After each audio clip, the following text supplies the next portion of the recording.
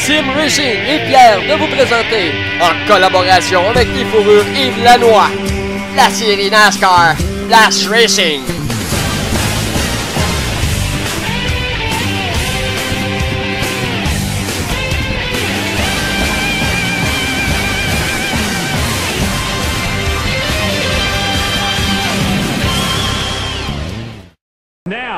For the most famous words in motorsports, please welcome today's Grand Marshal for the Aaron's 499, star of the Fox television hit, Are You Smarter Than a Fifth Grader, Mr. Jeff Foxworthy. Gentlemen, start your engine! Ici Pierre Beaulieu qui vous souhaite la bienvenue à ce reportage. Nous sommes aujourd'hui au Kentucky Speedway où se déroule la troisième étape de la série Blast Racing. Et c'est Jean-François Godin qui a décroché la pole position aujourd'hui, suivi du numéro 43 Claude Ferland et le numéro 51 Fred Moreau. Et à noter que ces trois pilotes ont été les seuls à réussir un temps sous la barre des 32 secondes.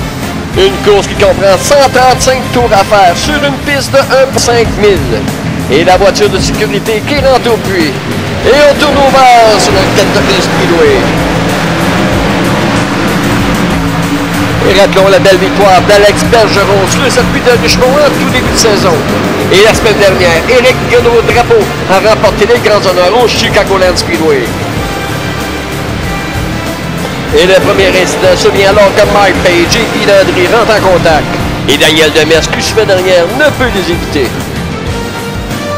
Et nous sommes au 11e tour alors que Yves Pellant glisse vers l'intérieur, emportant avec lui le numéro 46, Marc Dubreuil. Et sur cette séquence, ce fut presque un miracle qu'aucune autre voiture soit impliquée. Et pour les deux pilotes, les dommages sont minimes. Et 50 tours plus tard, le même numéro 46 voit sa soirée de travail se terminer lorsqu'il effectue un dérapage en règle. Il vient frapper durement la clôture intérieure.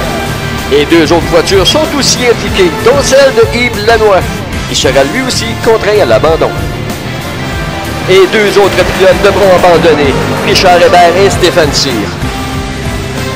Après leur accrochage, les deux véhicules vont s'écraser lourdement contre la clôture intérieure.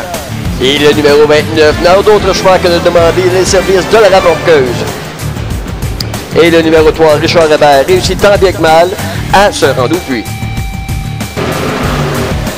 Et avec 35 tours à faire, la compétition s'accentue. Et Alex Bergeron tente de surprendre Claude Ferland à l'intérieur pour s'emparer de la troisième position. Mais au virage numéro 3, les deux voitures rentrent en contact. Ferland sera donc rétrogradé à la 9e place et Bergeron verra sa course se terminer.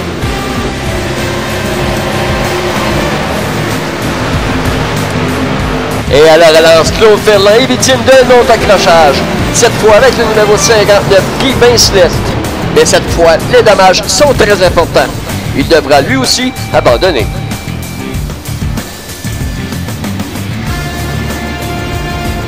Et avec 20 tours à faire et sous le drapeau jaune, René Marcotte tente le tour pour le tour.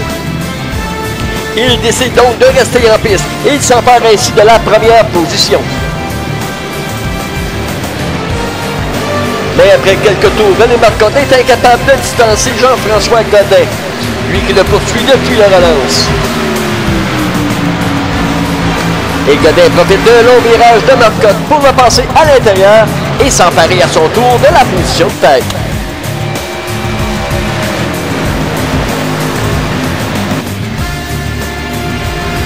Avoir été rétrogradé à la 7e position lors de son arrêt au puits au 115e tour, Fred Moreau a réussi à remonter la pente pour reprendre les commandes de l'épreuve, et ce, avec 5 tours à faire. Et ce dernier conservera sa position pour remporter sa première victoire de la saison.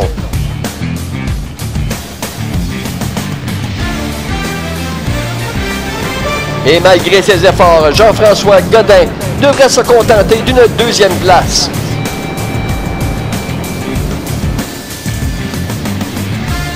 Et la 3e position revient au numéro 93, Patrick Mercier.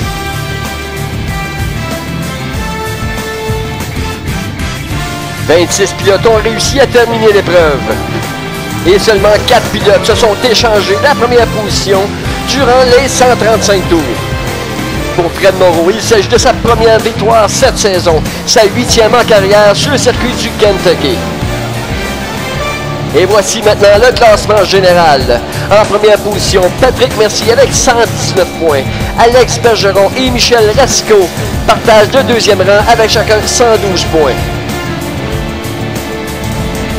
Moi, je vous donne donc rendez-vous la semaine prochaine, alors que la série se déplace sur la piste du Monster Mile à Dover.